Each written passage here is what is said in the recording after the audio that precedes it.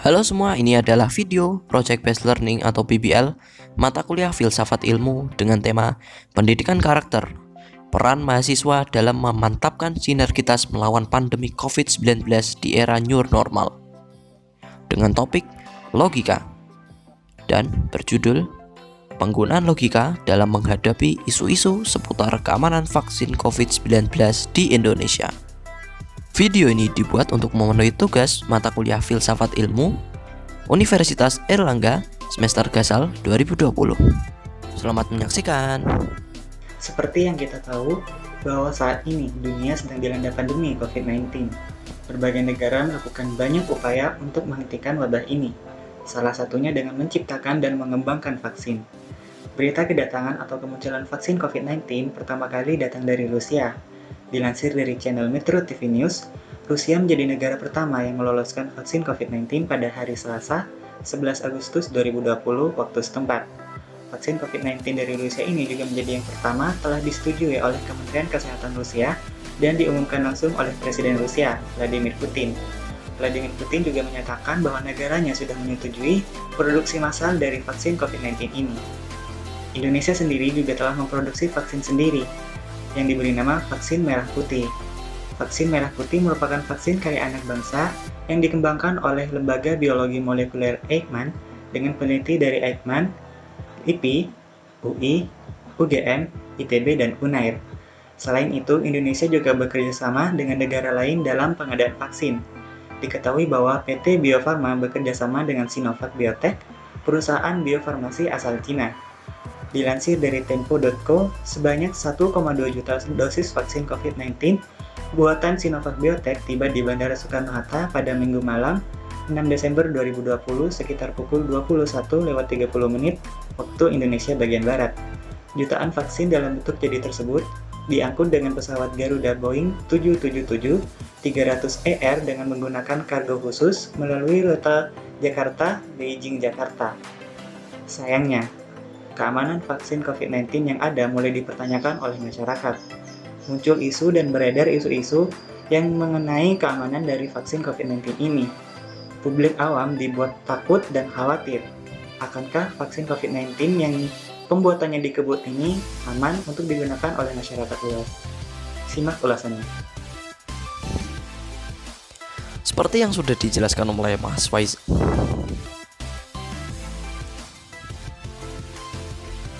Seperti yang sudah dijelaskan oleh Mas Faizal tadi, bahwasanya beredar isu-isu di masyarakat, utamanya di sosial media, mengenai bahwa vaksin COVID-19 yang tiba di Indonesia adalah tidak aman. Lalu sebenarnya apakah isu-isu tersebut benar?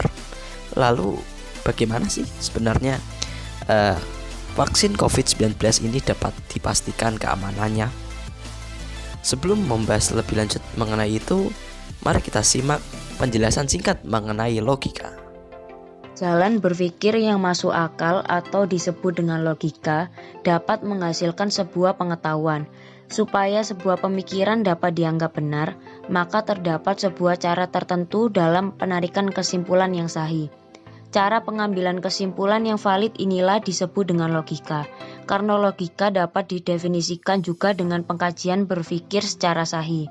Dalam berlogika, berpikir adalah objek materialnya. Dengan begitu, manusia dapat mengolah informasi yang didapat serta mengerjakannya. Adanya pengelolaan serta pengerjaan mengakibatkan terjadinya suatu pertimbangan, penguraian, perbandingan, dan hubungan antara pengetahuan satu dengan lainnya.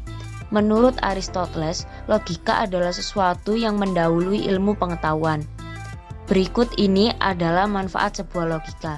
Logika bermanfaat agar jiwa manusia terlatih untuk menggunakan pikirannya. Dengan logika, manusia akan memiliki kekuatan berpikir dan dapat mengembangkan sebaik-baiknya. Selain itu juga, manusia akan terbiasa akan adanya suatu penyelidikan tentang cara berpikir itu sendiri. Selain itu, dengan logika manusia dapat mengetahui letak kesalahan yang dilakukan sehingga manusia tersebut dapat lebih lurus dalam sesuatu. Setelah tadi membahas mengenai logika secara singkat, sekarang saatnya kita membahas mengenai bagaimana vaksin COVID-19 yang tiba di Indonesia dipastikan keamanannya. Apakah benar isu-isu yang mengatakan bahwa vaksin COVID-19 yang tiba di Indonesia itu tidak aman? Lantas, bagaimana keamanan vaksin dapat dipastikan? Vaksin setidaknya perlu melewati 4 tahapan pengujian sebelum akhirnya diproduksi secara massal dan diedarkan. Pertama, vaksin perlu menjalani tahapan praklinis, yakni uji vaksin dalam sel yang selanjutnya dilakukan pada hewan. Tahap ini bertujuan untuk memastikan vaksin aman apabila diujikan pada manusia. Fase 1 dilakukan untuk memastikan keamanan dosis bagi manusia serta menilai farmakokinetik dan farmakodinamik. Fase kedua dilakukan dengan sampel 100 hingga 500 orang. Tujuannya untuk memastikan dan menilai keamanan pada manusia. Selain itu, juga menilai efektivitas, menentukan rentan dosis optimal dan frekuensi pemberian dosis paling optimal, serta efek samping jangka pendek. Kemudian fase ketiga, dilakukan dengan sampel 1.000 hingga 5.000 orang untuk memastikan keamanan, efektivitas, dan keuntungan yang melebihi resiko penggunaan pada populasi yang lebih besar. Dan apabila uji klinis fase 3 ini selesai dengan hasil memuaskan, maka akan masuk fase persetujuan oleh BPOM. Saat ini, vaksin Sinovac masih dalam uji klinis fase 3. Di Indonesia, uji klinis dilakukan oleh PT Bio Farma dengan Fakultas Kedokteran Universitas Padjadjaran. Sebanyak 1.620 relawan sudah mendapatkan suntikan pertama, 1.074 relawan mendapatkan suntikan kedua, dan 671 diantaranya sudah diambil sampel darahnya.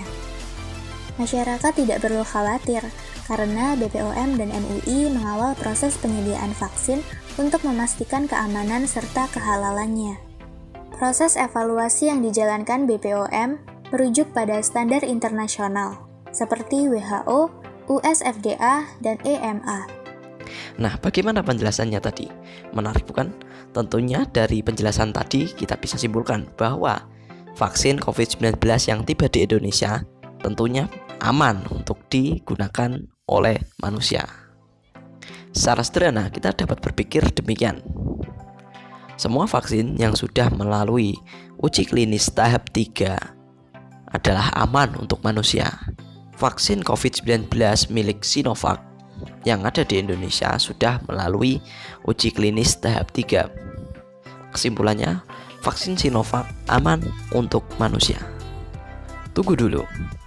Vaksin untuk virus COVID-19 memang sudah ditemukan. Lantas, jika sudah ditemukan, apakah itu berarti kita tidak perlu lagi untuk melakukan protokol kesehatan? Simak pembahasannya setelah ini. Meski vaksin sudah ditemukan, bukan berarti COVID-19 lenyap dari kehidupan. Menegaskan bahwa vaksin bukan benda ajaib yang dapat melancarkan pandemi.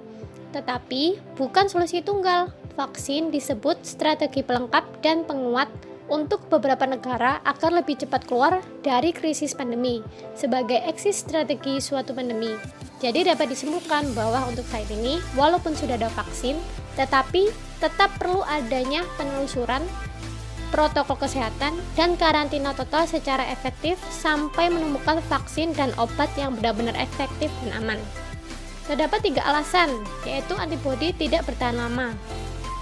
Dilihat dari Business Insider, sejumlah penelitian menemukan bahwa antibodi COVID-19 dapat menghilang dalam waktu beberapa minggu atau bulan.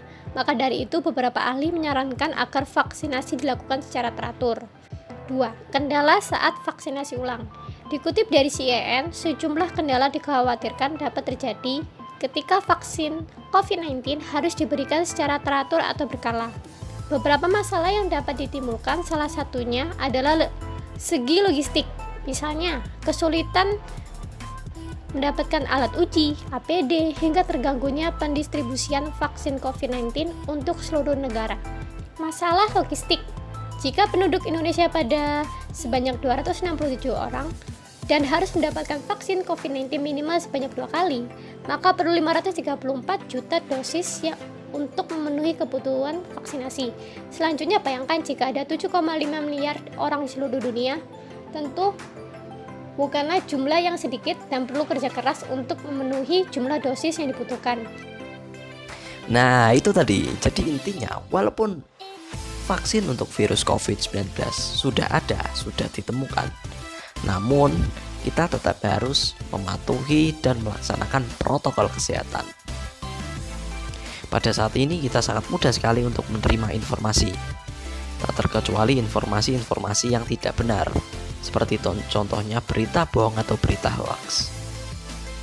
Untuk menghadapi hal tersebut tentunya kita perlu untuk berlogika dan berfilsafat ilmu agar kita terhindar dan tidak terjerumus pada berita hoax atau berita bohong. Oke, itu tadi rangkaian video BBL dari kami. Terima kasih sudah mau menonton video ini sampai akhir. Semoga bermanfaat untuk kita semua. Dan mohon maaf apabila ada beberapa kesalahan dalam video ini. Terima kasih. Wassalamualaikum warahmatullahi wabarakatuh.